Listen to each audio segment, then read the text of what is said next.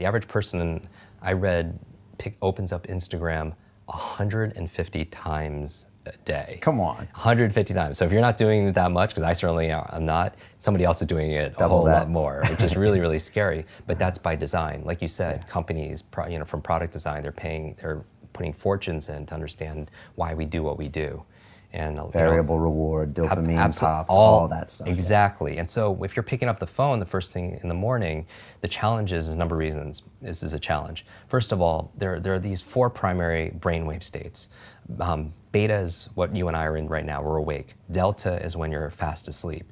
In between those 2 states, theta and alpha, are extremely important brainwave states for learning. So theta is the state right in and out of sleep. Theta is the state that we call creativity. When you are your most creative, usually it's coming because you're in this theta state. And you know this, when you're in and out of sleep, or you're close to you're so deep, your mind goes and you come up with ideas. You know what puts you in a theta state? Are showers.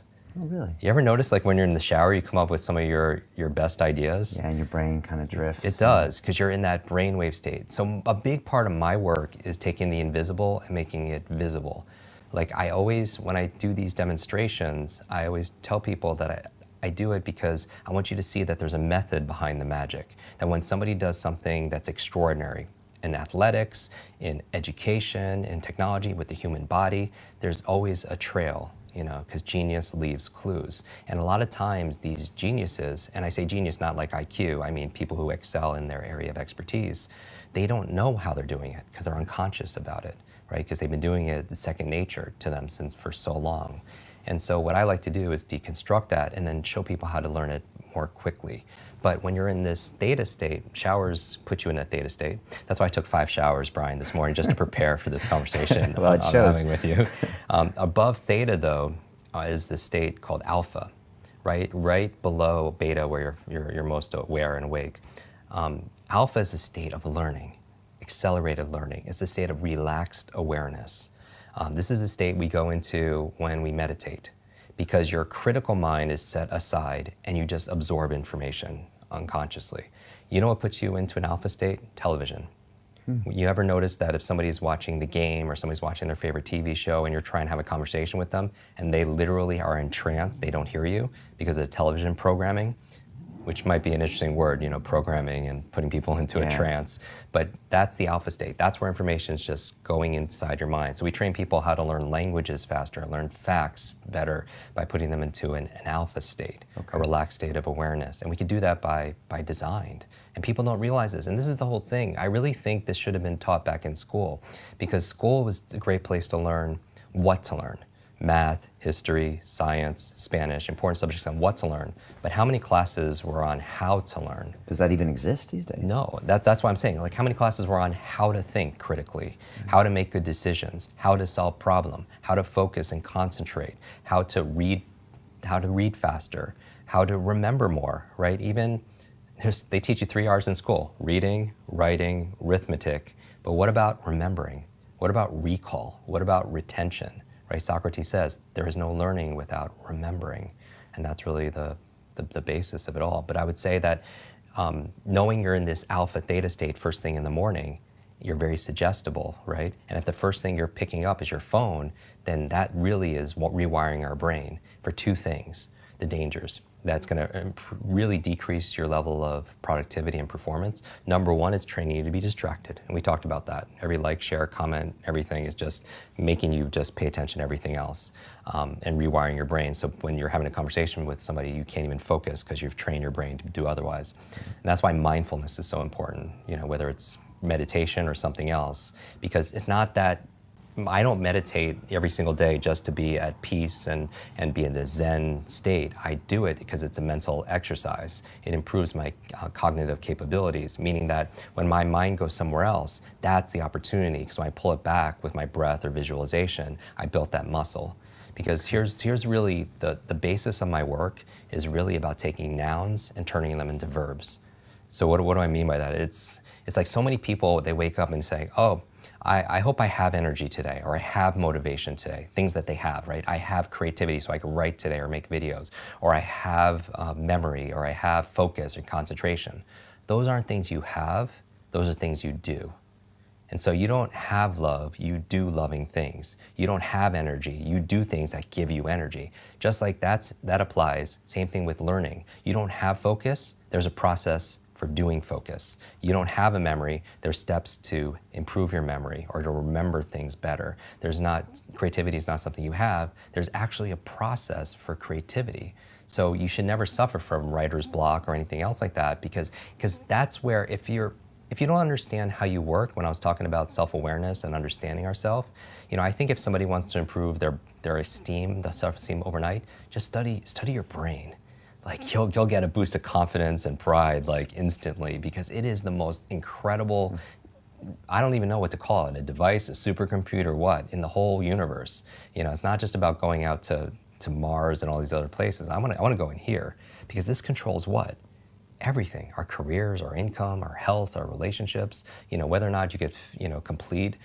We were talking about this before our conversation here. When you're training for Ironman and triathlons and everything else, is how much of it is mental? Like we know, like everyone knows what to do, but do they do what they know? Because common sense is not common practice. And it's a myth that knowledge is power. Knowledge it has the potential to be power, but it only becomes power when we use it, when we apply it.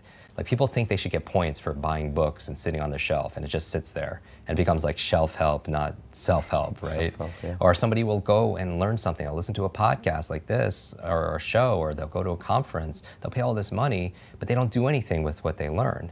And part of it also is because they forget it. Everyone knows there's a learning curve, but there's also a forgetting curve. Did you know, like the forgetting curve says that if you learn something once, within 48 hours, 80% of it is gone. 80%. So you listen to a show, you watch something on YouTube, you go to a conference, you read a book, within 2 days, the majority of it is gone, because nobody trains us how to have. That's why memory is so important. Okay. And so the first thing, don't touch your phone, because it's training you to be distracted. The second thing it's training you for, which is almost worse, I don't know what's worse, being punched in the face, kicked in the stomach, I don't know. But the second thing that's worse is it's training you, rewiring your brain to be reactive. Reactive, meaning that you're in this relaxed state of awareness when you first wake up. You pick up your phone, you get one text with bad news, or one voicemail, or one email, and this has all happened to us. You're in a bad mood for the rest of your day because you're so impressionable. You're in that hypnotic state, and it affects you. And you can never have a quality life, with that, and be the best version of ourselves, be an elite mental performer or high performer when you're responding and reacting to everybody else. My friend Brendan Burchard says, an inbox is nothing but a convenient organizational system for other people's agenda for your life. And how can you have vision for your life? Like for me, the night before, like I did a whole episode on my morning routine, like 10 things I do every morning to jumpstart my brain. And I also have an evening 1-hour routine to get into sleep, to maximize my sleep. Sleep is so very important to be able to do. But one of the processes I do, besides blackout curtains and cold and temperatures and breath and stuff, meditation, is I don't touch a screen, right? Because it creates blue light. And most people should know this. The screen on your laptop, your phone, everything else emits this blue light, which inhibits the melatonin production, which helps you to relax and go to sleep. So no screens. But the other thing I do is I write down the 3 things I want to accomplish the next day personally, and the other 3 are professionally. So now when I wake up, I have a vision for my life. Like this is a win today if I just get these 3 things done personally and 3 things professionally. And then when it comes to my phone, I don't touch my phone until I get at least 1 thing done. And that's my test. If I could just do that. And it's not always perfect, but it's about progress, right? Because practice makes progress, right? And there's never going to be a perfect. And I think people need to find what works for them. But I would say, again, to step out is don't trust yourself as the expert instead of somebody else, and test it. Maybe for 1 week, keep your phone outside your bedroom for just 1 week and don't touch it for the first hour a day, and spend the first hour a day being a thermostat, not a thermometer. Like I really do believe a lot of your guests— Set the temperature. Exactly. Right. Because a thermometer, what's a function? It reacts to the environment. And that's a kind of crappy way to live. Not that we do react to the environment. We react to the weather, right? We react to how clients treat us. We react, but to the degree we're happy is that we have the locus the location of control inside, right? All the studies show that the happiest people are the ones that feel like they have the control over their happiness and not put it to somebody else, a person or a place or something going on in the economy or politics or anything, right? So a thermometer reacts to the environment, but a thermostat's different. What does that function? It sets the environment. It sets a goal, it sets a temperature, and then the environment raises to it. And so I feel like anyone who's attracted to your work or to mine, they're thermostats because they have a growth mindset. Because if they thought things were fixed, they wouldn't watch something like this. Because what's the point? It's just all predestined and it's set, and we can't grow.